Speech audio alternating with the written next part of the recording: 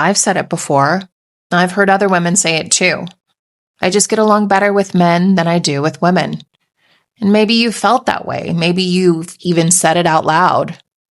For me, it goes back to childhood. I was bullied by girls in school, and that made it really hard to trust women later. But then I started playing sports, and I relearned what healthy female relationships could look like. Teamwork, having each other's back, celebrating a win together. But I even learned there, I saw the other side, the divas who hogged the ball, who hoarded the spotlight. And their response to me often felt like a repeat of those early wounds from school. The same dynamics, just in a different uniform. So today I want to unpack this.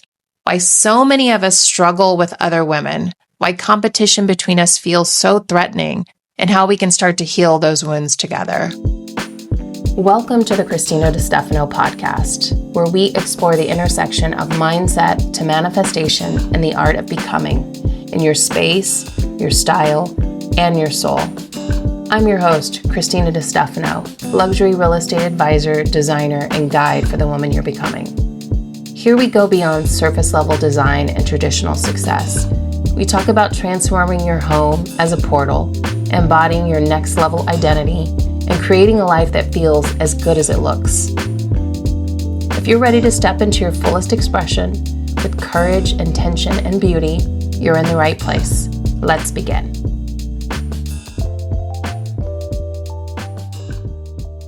When men compete with each other, they're often taught to see it as sharpening, iron on iron. You measure yourself against another man and think, how do I step up? How do I level my game? Women, though, are conditioned differently. We're taught to see another woman's success as a threat, not sharpening, but annihilation. If she rises, that means I must fall. And it's not just the women looking in, it's also the women in the spotlight. She feels the projections, the whispers, the envy. She gets stereotyped. Too much, too ambitious, too self-centered, too visible. She feels both seen and misunderstood at the same time. This is where envy comes in. Envy isn't just jealousy. It's actually a kind of shadow guidance, a map pointing us toward what we desire. But instead of listening to envy, we're taught to weaponize it. We're taught to tear down the woman who triggers it instead of asking, what is this feeling trying to show me about what I want?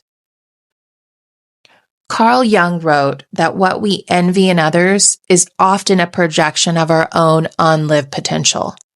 And Brené Brown says envy is a call to pay attention to the things we long for, but are afraid to claim. So instead of weaponizing envy, we can treat it as information, as a clue about the life we're meant to step into. And here's something important. It hasn't always been this way. There were times in history where women relied on each other for survival. In agrarian and tribal societies, women needed one another for childbirth, for food gathering, or for protecting the community while the men hunted or went to war.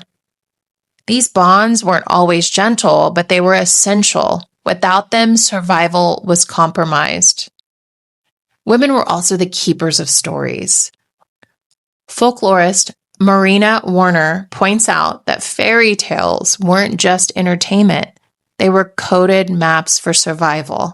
I love this. This is so fascinating to me. Stories about clever heroines and magical trails were really teaching women how to navigate danger, endure hardship, and imagine freedom in societies that gave them so few options. In a way, women were smuggling their wisdom forward through story, passing it down like a secret message. And then there were ritual spaces. Anthropologists describe the red tent traditions, the washing circles, the birthing huts, places where women gathered outside of men's gaze. These weren't practical spaces. They were sacred.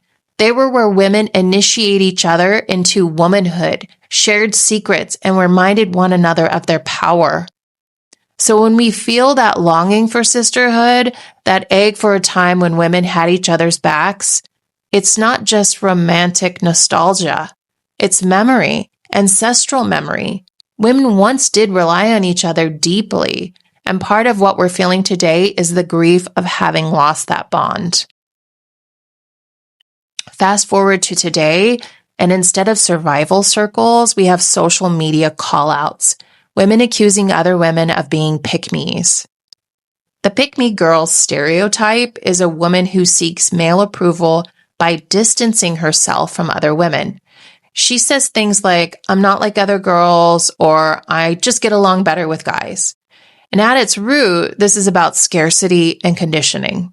When we're taught there's only one seat at the table, aligning with male approval becomes a survival tactic.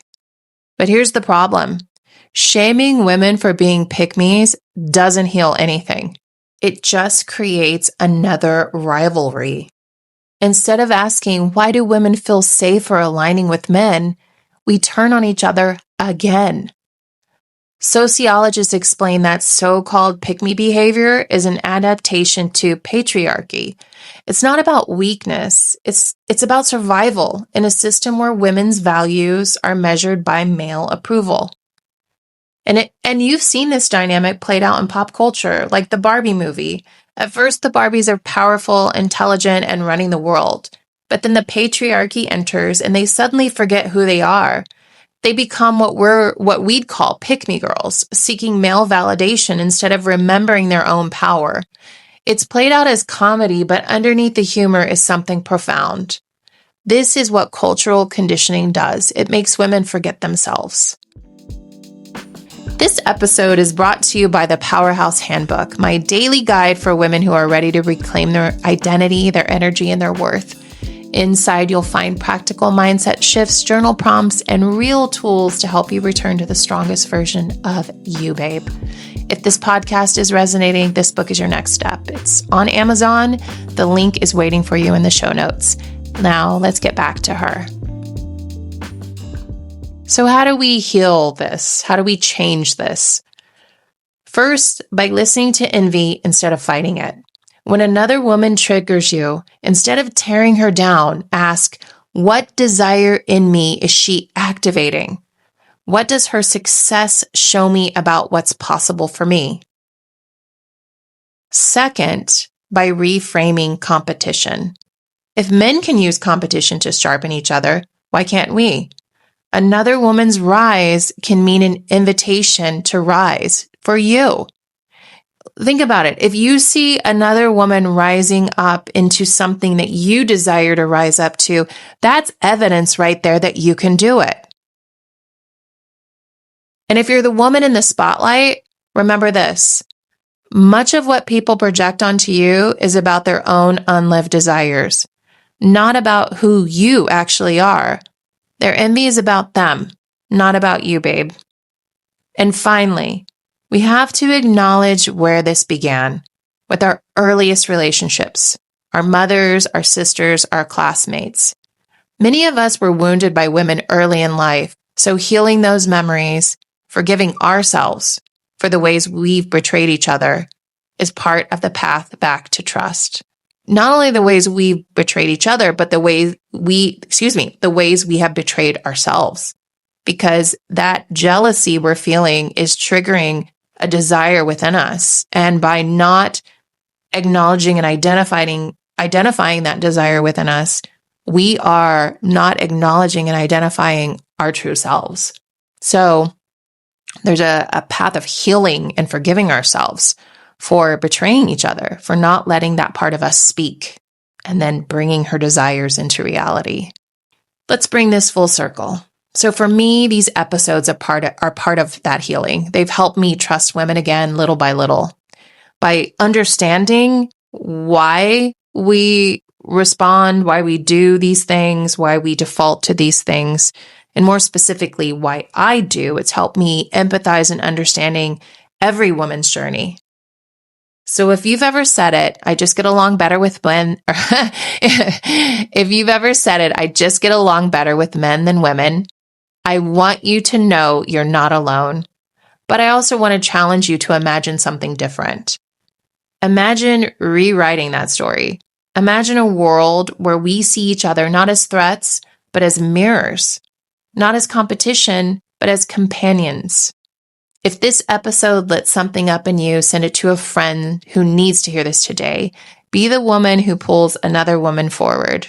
And if you love this conversation, please leave a 5-star rating and review on Apple or Spotify. It helps this message reach women who need it most, and there are so many of us that do. Because the truth is, we're never meant to do this alone. We were meant to survive, to thrive, and to shine together. And on that note, sending you so much love from New York. Mwah.